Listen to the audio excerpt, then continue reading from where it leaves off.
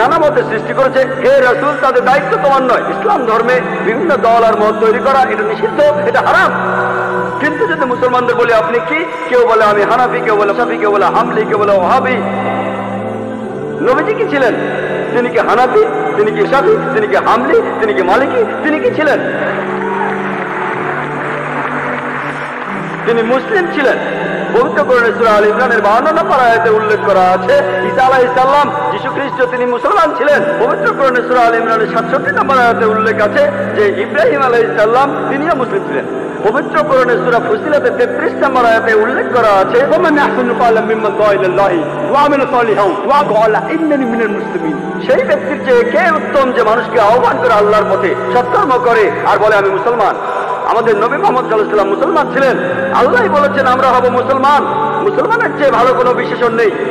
আর চারজন বিখ্যাত ইমামের সবাই, ইমাম আবু হানিফা, ইমাম শাফি, ইমাম আহমদ ইবনে হাম্বল, ইমাম মালিক, আল্লাহ সবাইকে শান্তিতে রাখুন, তারা বিখ্যাত পণ্ডিত। আমি তাদের সবাইকে শ্রদ্ধা করি, পছন্দ করি। তারা বিখ্যাত পণ্ডিত। আর এই পণ্ডিতদের সবাই বলেছেন, এই চারজন ইমাম বলেছেন, যদি আমার কোনো ফতোয়া আল্লাহ রাসূলের বিরুদ্ধে যায় তাহলে তোমরা আমার ফতোয়াকে ছুঁড়ে ফেলে দাও।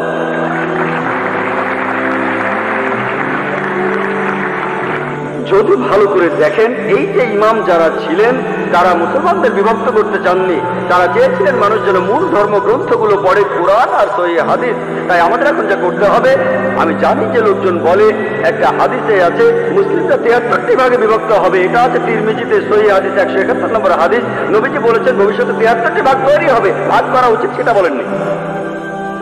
নবীজি জানতেন যে আল্লাহ এই কাজটাকে নিষিদ্ধ করেছেন। তাহলে যেটা করতে পারেন, আল্লাহ আর রাসূলকে মানেন আর নিজেদের আপনারা যে নামে ডাকতে পারেন সেটা হলো মুসলমান। যে কোনো পণ্ডিত, পৃথিবীর যে কোনো পণ্ডিত, ধরলাম তিনি পৃথিবীর সবচেয়ে বড় পণ্ডিত, তার কাছে প্রমাণ দেখতে চান, হাতু বুরহানুকুম, আপনার প্রমাণটা দেখান। যদি সত্যি বলে থাকেন, আপনি নির্দোষ হলে তার প্রমাণ দেখান। তাহলে যদি কোনো পণ্ডিতের সাথে মতভেদ হয়, তার কাছে প্রমাণ দেখতে চান, প্রমাণটা নিয়ে পরীক্ষা করুন। এজন্য আমি রেফারেন্স দেই। আমি যা বলি, জাকির যা বলে, ইসলামে তার কোনো মূল্য নেই, জিরো, শূন্য।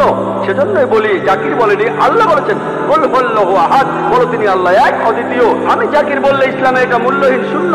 আল্লাহ যা কিছু বলেছেন সেটা মানতে হবে, নবীজি বললে সেটাও মানতে হবে। সেজন্য বোন, মুসলিমদের বিভক্ত হওয়া উচিত না, আমাদের শুধু মুসলিমই বলা উচিত। আর কোরআন আর সহিহ হাদিস আমরা মেনে চলবো। যারা বিভিন্ন মতের সৃষ্টি করে তারা ইসলামের বিরুদ্ধে।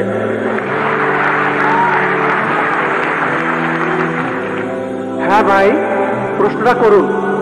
ডক্টর মহাদেব, আমি প্রাইভেট প্র্যাকটিস করি। গত পরশুদিন আমি আব্দুর রহিম গ্রিনের লেকচার শুনতে গিয়েছিলাম। তাকে একটা প্রশ্ন করেছিল একজন মেডিকেল স্টুডেন্ট